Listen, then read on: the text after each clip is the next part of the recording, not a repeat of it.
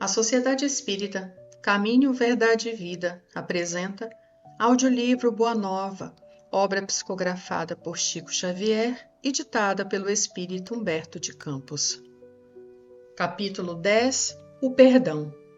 As primeiras peregrinações do Cristo e de seus discípulos em torno do lago haviam alcançado inolvidáveis triunfos. Eram doentes atribulados que agradeciam o alívio buscado ansiosamente, trabalhadores humildes que se enchiam de santas consolações ante as promessas divinas da Boa Nova.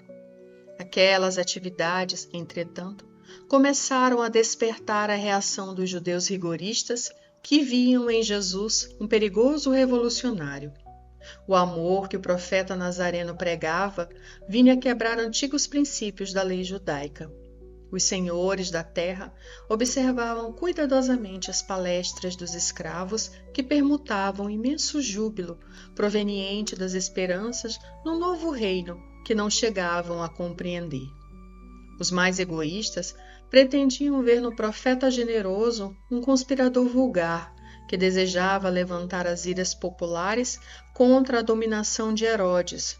Outros presumiam na sua figura um feiticeiro incomum, que era preciso evitar. Foi assim que a viagem do mestre a Nazaré redundou numa excursão de grandes dificuldades, provocando de sua parte as observações quase amargas que se encontram no Evangelho com respeito ao berço daqueles que o deveriam guardar no santuário do coração. Não foram poucos os adversários de suas ideias renovadoras que o precederam na cidade minúscula, buscando neutralizar-lhe a ação por meio de falsas notícias e desmoralizá-lo, alimentando com informações mal alinhavadas de alguns nazarenos.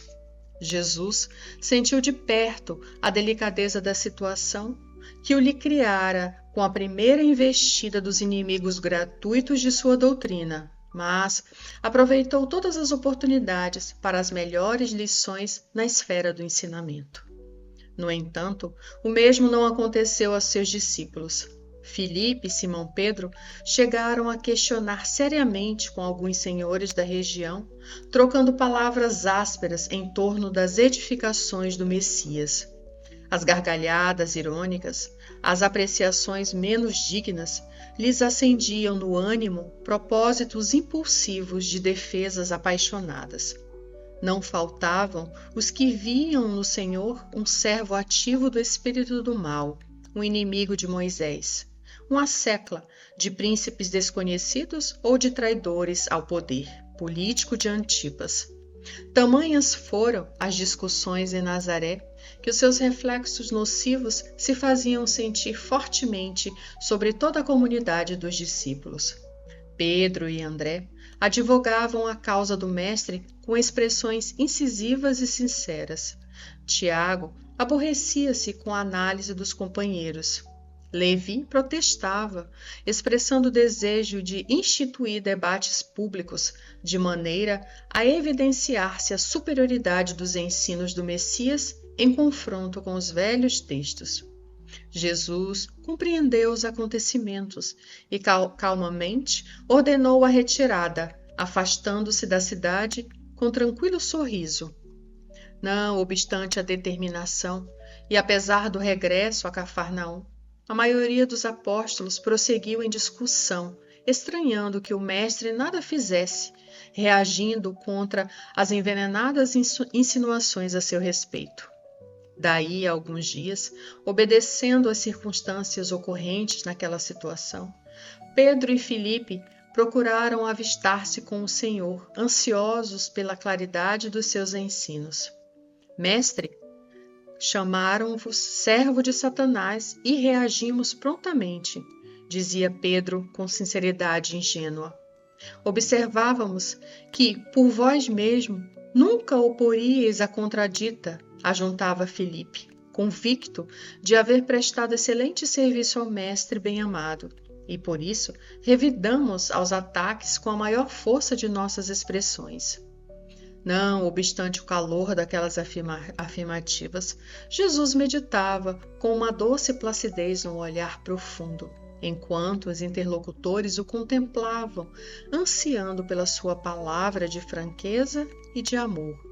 Afinal, saindo de suas reflexões silenciosas, o mestre interrogou: Acaso poderemos colher uvas nos espinheiros? De modo algum me empenharia em Nazaré numa contradita estéril aos meus opositores. Contudo, procurei ensinar que a melhor réplica é sempre a do nosso próprio trabalho, do esforço útil que nos seja possível.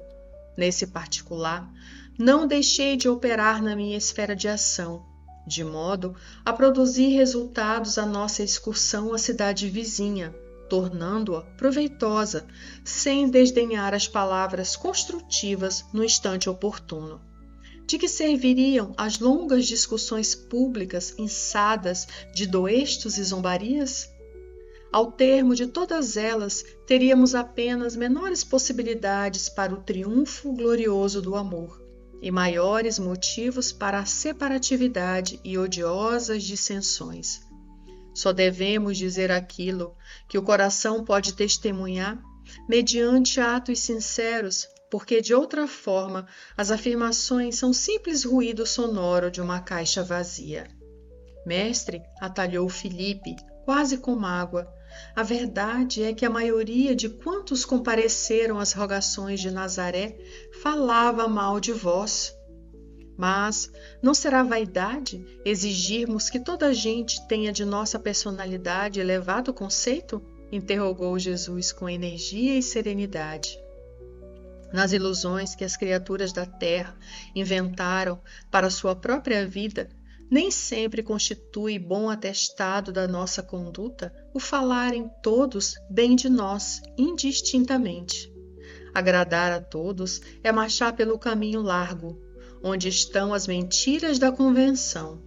Servir a Deus é tarefa que deve estar acima de tudo, e por vezes, nesse serviço divino, é natural que desagrademos aos mesquinhos interesses humanos.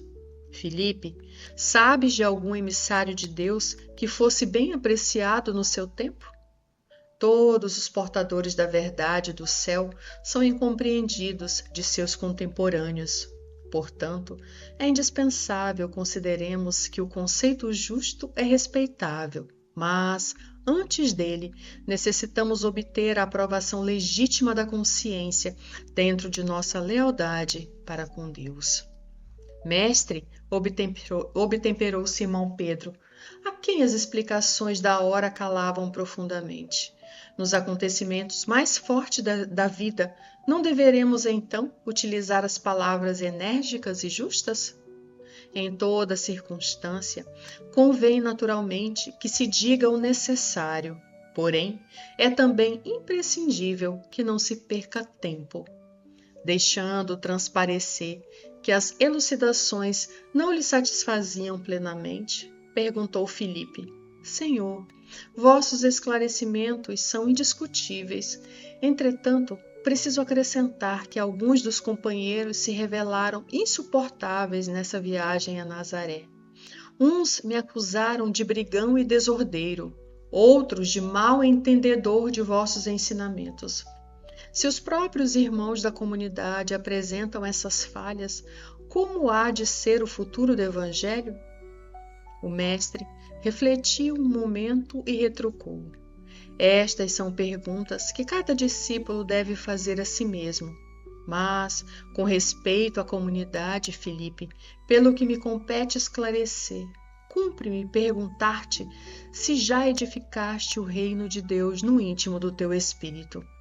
É verdade que ainda não respondeu, hesitante o apóstolo.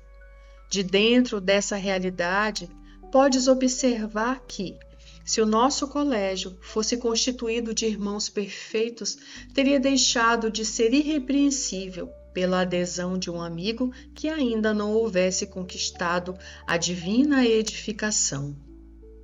Ambos os discípulos compreenderam e se puseram a meditar enquanto Cristo continuava. O que é indispensável é nunca perdermos de vista o nosso próprio trabalho, sabendo perdoar com verdadeira espontaneidade de coração.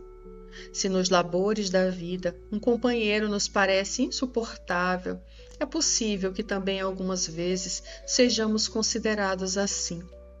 Temos que perdoar aos adversários, trabalhar pelo bem dos nossos inimigos, auxiliar os que zombam da nossa fé.